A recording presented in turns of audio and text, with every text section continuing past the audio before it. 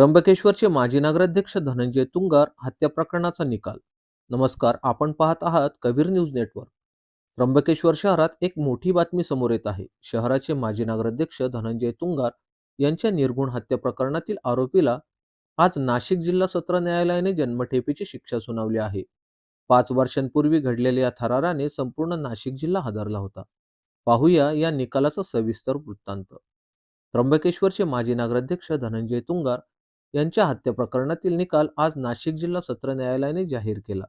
जिल्हा न्यायाधीश ए.के. लाहोटी यांनी या गुन्ह्यातील आरोपी समीर भालचंद्र गोंदके वय 29 राहणार पाचाळी याला दोषी ठरवत जन्मठेपेची शिक्षा सुनावली आहे.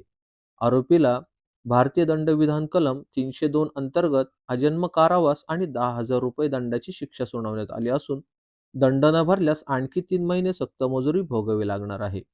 ही धक्कादायक घटना 21 ऑक्टोबर 2020 रोजी दुपारी 1 वाजेच्या सुमारास त्र्यंबकेश्वरमधील पाचाळी परिसरात घडली होती. आर्थिक देवाणघेवाणीच्या वादातून आरोपी समीर गोंदके यांनी धनंजय तुंगार यांच्यावर धारदार चॉपरने हल्ला केला होता. गळ्यावर आणि छातीवर गंभीर वार झाल्यामुळे धनंजय तुंगार यांचा मृत्यू झाला होता. या प्रकरणी योगेश तुंगार यांनी त्र्यंबकेश्वर पोलीस ठाण्यात फिर्याद दिली होती. या गुन्ह्याचा तपास तत्कालीन सहाय्यक पोलीस निरीक्षक आर.टी. करपे यांनी केला होता.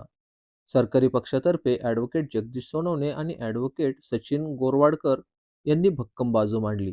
या खटल्यात एकूण 20 साक्षीदारांची साक्ष नोंदवण्यात आली. प्रत्यक्षदर्शी, साक्षीदार, वैद्यकीय अधिकारी आणि इलेक्ट्रॉनिक पुरावे या गुन्ह्यात अत्यंत महत्त्वाचे ठरले, ज्यामुळे आरोपीचा गुन्हा सिद्ध झाला. पोलीस अधीक्षक बाळासाहेब पाटील, अप्पर पोलीस अधीक्षक आदित्य मिरखेलकर यांच्या मार्गदर्शनाखाली त्र्यंबकेश्वर पोलीस ठाण्याचे निरीक्षक महेश कुलकर्णी व त्यांच्या पथकाने या प्रकरणात पाठपुरावा केला होता. माजी नगराध्यक्षांच्या हत्येसारखा गंभीर गुन्ह्यात आरोपीला जन्मठेप मिळाल्याने त्र्यंबकेश्वर परिसरात कायद्याचा धाक निर्माण झाला आहे. पीडित कुटुंबाला 5 वर्षांची दीर्घ प्रतीक्षेनंतर आज खऱ्या अर्थाने न्याय मिळाला आहे.